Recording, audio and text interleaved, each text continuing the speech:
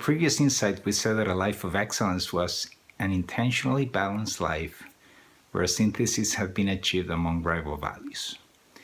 We can imagine, for example, an individual who goes through life choosing the best options according to the circumstances of the moment. Our experience, however, is far from the ideal. We are driven by inner psychological needs that are at times unknown to us. And so, for example, a successful businessman could be driven to work 60 or 80 hours per week. He's killing himself. He's looking for success. But why? What's driving him? The need to prove himself? Or maybe the need to impress his dad? And the result is a feeling of being out of balance, physically, mentally, and emotionally, exhausted sometimes.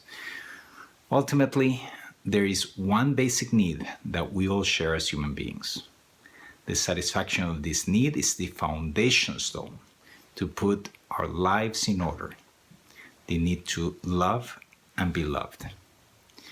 We're not just talking about the unconditional positive regard of Carl Rogers. An understanding of finality is required here. There is an internal finality in all free human acts. Yes. It is a little bit like a drive, and yet there is freedom here. There is freedom with regards to the means, to contingent matters. There is an inner drive in terms of the ultimate existential ends. This internal finality, otherwise known in Christian circles under the term of natural law, is a law of self-giving, of donation of self. This inner drive is a participation of God's inner drive to love.